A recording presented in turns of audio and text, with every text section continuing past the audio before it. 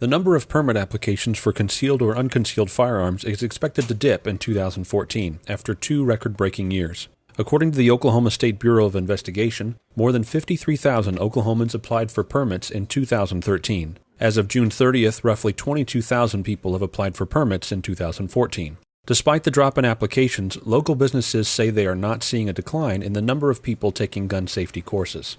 13 was an anomaly. There was an awful lot of interest just in taking care of people's own safety. And so 13 was this huge year because of the tragedy of Sandy Hook and people wanting to make sure that they could get their permit, that was the rush. There's actually not been a dip because when you compare 14 to 12, we're actually above that. So the interest is still strong and still there.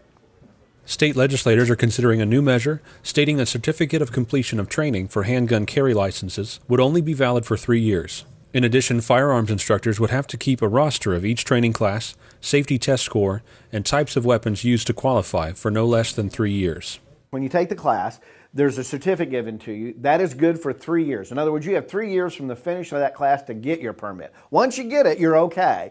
The deal is some people would take in the class and says, well, I'll go get the permit, and then 1 week turns into a month, which turns into a year, which can turn into a decade.